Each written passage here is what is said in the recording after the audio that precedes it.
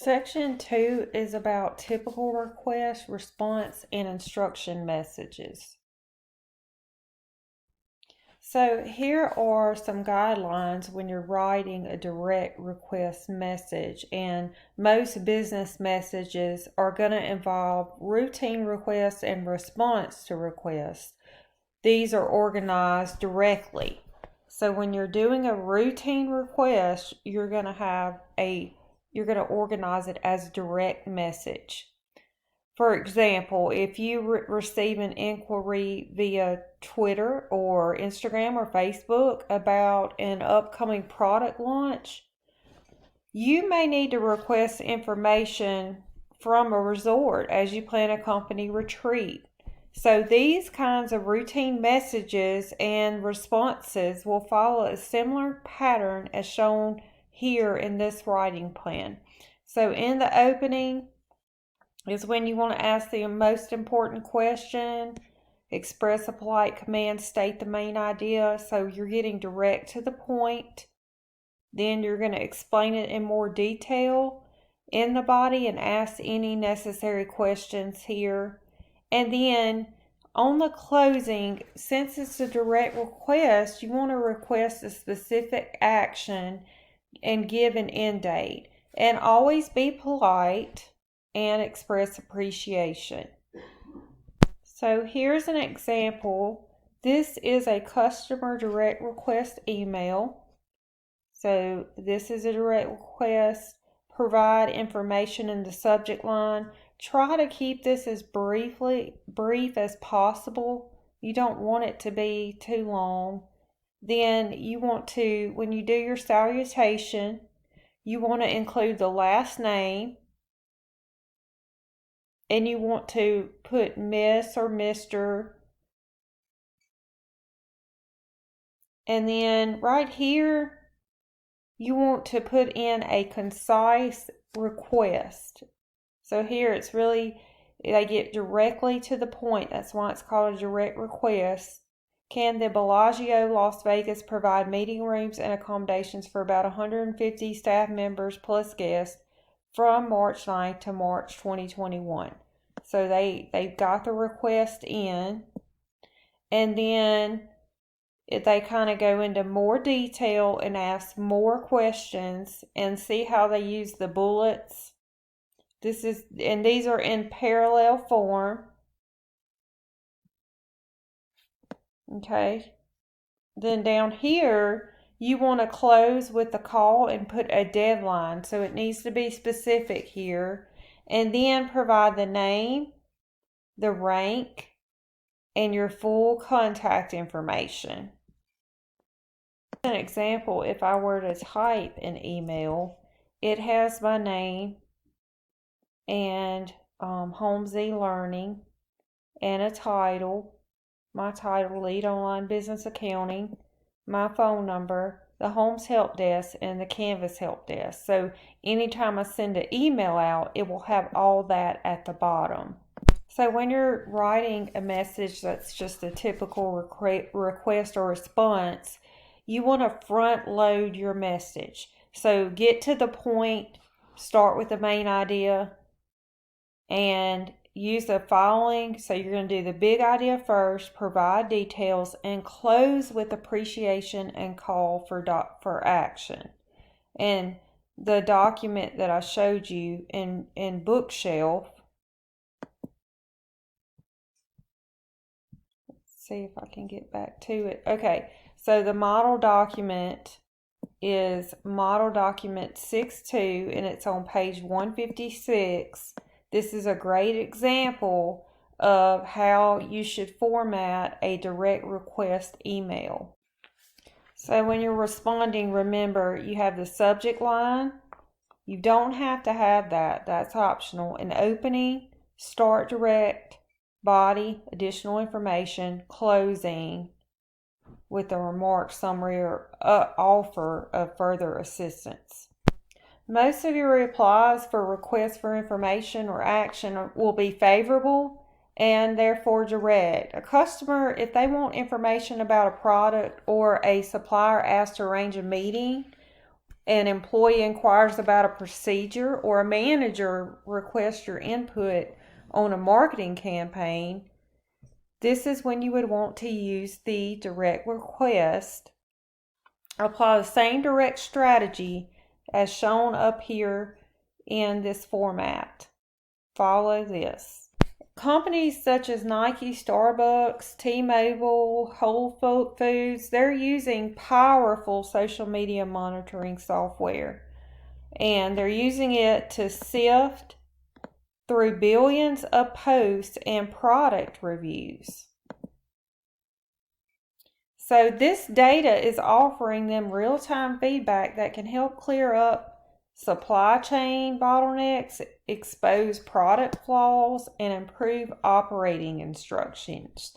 So one of your assignments is to write a Twitter reply, and there are different scenarios. So it says, welcoming customer comments. This is an opportunity for you to receive feedback and to figure out what the complaints are and how they could be fixed. And marketers recommend responding to these posts only when businesses can add value. And I really like this advice. If you end up owning your own business, or you're in marketing or public relations, remember, when you're reacting to customer comments on social media, you need to be positive, be transparent, be honest, be timely, and be helpful. So when you're composing instruction messages, this is when you're trying to explain a task. So you want the subject line to summarize the content of the message. You want an opening, state the main idea in a full sentence. You want the body. You want to list the steps in order. And you want to arrange them vertically with numbers, step 1, step 2, step 3. Begin each step with an action verb using the imperative command move. So you want it to be like, write a 3-page summary. So it started with write. You want action verbs. And then when you get in the closing, you want to request a specific action. You want to summarize the message. Remember, when you're writing papers in the closing, you kind of restate the introduction. You want to include a deadline and a reason. Okay, the most effective way to list directions is to use command language, and that's called imperative move. Command language at request and action. It's used in owner manuals, assembly instructions, recipes. Unlike the imperative mood, which requests an action, the indicative mood describes a statement. See the examples below here. So the indicative mood would say the contract must be signed immediately. Imperative, it's understood you. So it's sign the contract immediately. So if you're listing directions, instructions, you want to use the imperative mood. Okay, there's a model document that I'm going to show you that shows the first draft and revision of an interoffice memo. Okay, so this is a memo delivering instructions. And this is just showing you, it uses a vague subject line. Look, it lacks explanation of the main idea in the opening. We are taking this opportunity to inform you that we have recently instituted a new procedure for all equipment repair requests. And it emphasizes the we view rather than the you view. We want our message to be in the you view, and it employs, this is too wordy. And it closes with a cliche expression. Do not hesitate to call. So this needs to be revised. So here is your revision. Look how much neater that is, and it's easy on the eyes. When I look at this, I get tired. It's hard to read. But if we change it Now we have an informative subject line, new procedure for reporting equipment repair requests. Start with the main idea. Effective immediately, please use a new online repair database system to report requests for equipment repairs. Here are the steps. If you have questions, call Amanda, write to her at Amanda. It's got her email address, but it's understood you. Okay, so some tips down here is arrange the steps in order in which they should be completed. Step 1, Step 2, Step 3. Start each step with an action verb in the imperative command mood. Be careful of the tone when you're giving orders. You don't want to sound bossy. Strive to show reader benefits if you are encouraging the use of this procedure. So when you're revising your message, make sure it's clear and try to itemize and number the steps.